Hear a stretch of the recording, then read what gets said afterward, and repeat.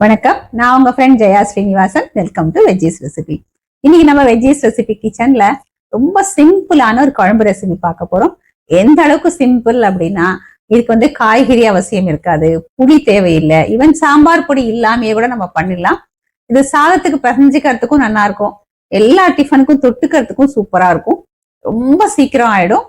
Even bachelors கூட நினைச்ச நேரத்துல பண்ணிடலாம். பெரிய ப்ரீ ப்ரிப்பரேஷன் அந்த மாதிரிலாம் எதுவுமே தேவை இருக்காது. இவ்வளவு சிம்பிளா இருந்தாலும் டேஸ்ட் ரொம்ப சூப்பரா இருக்கும். ஃபர்ஸ்ட் டைம் சேனலை பாக்குறீங்கன்னா ப்ளீஸ் சப்ஸ்கிரைப் பண்ணுங்க, பெல் ஐக்கானை கிளிக் பண்ணி ஆல் ஆப்ஷன் கொடுத்துட்டீங்கன்னா நான் போடக்கூடிய எல்லா வீடியோஸும் குவிக்கா உங்களுக்கு ரீச் ஆகும். வாங்க, சிம்பிள் அண்ட் டேஸ்டியான இந்த குழம்பு குவிக்கா எப்படி பண்றதுன்னு பார்க்கலாம். 1 கப்பு துவரம்பருப்பு, 1/4 கப்பு பைத்தம்பருப்பு, இது ரெண்டையும் சேர்த்து நல்லா வாஷ் பண்ணிட்டு 1/2 மணி நேரம் ஊற வச்சுக்கலாம். ஊறின துவரம்பருப்பு பைத்தம்பருப்பை நான் குக்கர்ல எடுத்துட்டு இருக்கேன். இதுக்கு மேல அந்த 1 லேயர் அளவுக்கு தண்ணி விட்டா போதும், நம்ம குக்கர் விசில் வரும்போது பொங்காமையும் இருக்கும். இதுல 1/4 டீஸ்பூன் மஞ்சள் பொடி, 1/4 டீஸ்பூன் பெருங்காயம், 1 டீஸ்பூன் நெய். பருப்புல நெய் விட்டோம் அப்படின்னா இந்த குழம்பு நெய் வாசனையோட ரொம்ப நல்லா இருக்கும். நெய்க்கு பதிலா நம்ம 1 டீஸ்பூன் எண்ணெய் கூட விட்டுக்கலாம். குக்கர் மூடிட்டு 3ல இருந்து 4 விசில் வர வரைக்கும் நம்ம வேக வச்சு எடுத்துக்கலாம். ஸ்டவ்ல ஒரு கடாய் வச்சிருக்கேன், 2 டேபிள் ஸ்பூன் எண்ணெய் சேர்த்துக்கலாம். எண்ணெய் சூடானதும் 1/2 டீஸ்பூன் வெந்தயம், 1 டீஸ்பூன் கடுகு, கடுகு வெடிச்சதும் 1/2 டீஸ்பூன் ஜீரகம், 1/4 டீஸ்பூன் பெருங்காயம், 1 டீஸ்பூன் மல்லி. இது மாதிரி நல்லா கிரஷ் பண்ணிட்டு சேர்த்துக்கணும். எல்லாத்தையும் நல்லா ஃப்ரை பண்ணிக்கலாம். இதுல 5 காஞ்ச மிளகாய், 2 பச்சை மிளகாய் இது போல ஸ்லிட் பண்ணி சேர்த்துக்கலாம். இது நல்லா ஃப்ரை பண்ணிப்போம். இந்த குழம்புக்கு இந்த பச்சை மிளகாய் காஞ்ச மிளகாய் இந்த காரம் தான். மிளகாயெல்லாம் நல்லா ஃப்ரை ஆனதும் ஒரு மீடியம் சைஸ் வெங்காயத்தை பொடி பொடியா கட் பண்ணியிருக்கேன், கொஞ்சம் கருவேப்பிலை. வெங்காயத்தை கண்ணாடி பதத்துக்கு நம்ம வதக்கிக்கலாம். வெங்காயம் சாஃப்டா வதங்கிறதுக்காக 1/4 டீஸ்பூன் உப்பு சேர்த்துக்கலாம். நல்லா வதக்கி விட்டுப்போம். வெங்காயம் ரொம்ப ஃப்ரை ஆகக்கூடாது, கண்ணாடி பதத்துக்கு வதங்கினாலே போதும். வெங்காயம் இது போல கண்ணாடி பதத்துக்கு வதங்கினதும் 4 மீடியம் சைஸ் தக்காளியை பொடியா கட் பண்ணி சேர்த்துக்கலாம். இந்த குழம்புக்கு தேவையான அளவு உப்பு சேர்த்துக்கலாம். இதுல நான் புளியே சேர்க்க போறதுல ஃபுல்லா தக்காளியோட புளிப்பு தான், அதனால 4 தக்காளி சேர்த்திருக்கேன். நீங்க கொஞ்சம் புளி சேர்த்துக்கணும் அப்படின்னா 2 தக்காளி கொஞ்சம் புளியும் சேர்த்துக்கலாம். இந்த தக்காளி நல்லா சாஃப்டா வதங்குற வரைக்கும் வதக்கி விட்டுப்போம். 1/4 டீஸ்பூன் மஞ்சள் பொடி.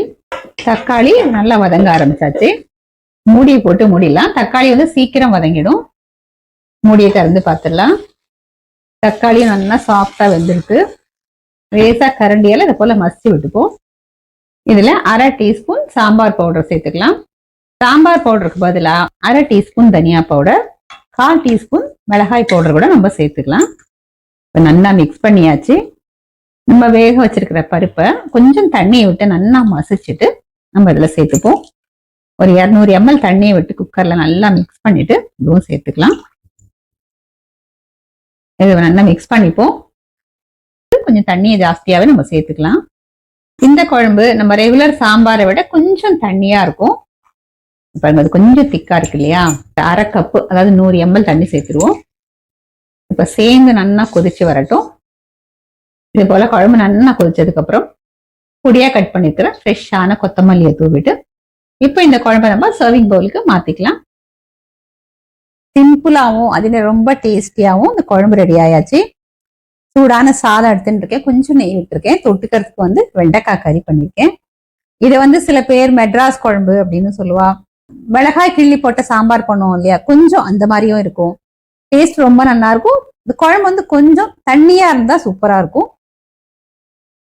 நம்ம சாம்பார்ல கொஞ்சம் கெட்டியா பண்ணுவோம் இல்லையா, அதோட இது கொஞ்சம் தண்ணி அதிகமா இருந்தா நல்லா இருக்கும். இன்னைக்கு நம்ம புளிப்புக்காக வெறும் தக்காளி சேர்த்திருக்கோம். இந்த மாதிரியும் பண்ணிக்கலாம், இல்ல கொஞ்சம் புளி கொஞ்சம் தக்காளி சேர்த்து கூட பண்ணிக்கலாம். இப்ப இந்த வெண்டைக்காய் கறியோட இந்த குழம்பு சாதத்தை நம்ம டேஸ்ட் பண்ணி பார்த்துலாம். பிரமாதமா இருக்கு. இந்த தக்காளியோட புளிப்பு கரெக்டா இருக்கு. 2 பச்சை மிளகாயும் சேர்த்திருக்கோம், கொஞ்சம் காஞ்ச மிளகாயும் சேர்த்திருக்கோம். இந்த 2ஓட காரமே கரெக்டா இருக்கு. நான் கொஞ்சமா சாம்பார் பொடி சேர்த்திருக்கேன், அதுக்கு பதிலா தனியா பவுடர், ரெட் சில்லி பவுடரும் சேர்த்துக்கலாம். இது எதுக்காக சேர்க்கிறோம் அப்படின்னா எல்லாம் கொஞ்சம் நல்லா சேர்ந்து வரும் அப்படிங்கிறதுக்காக தான்.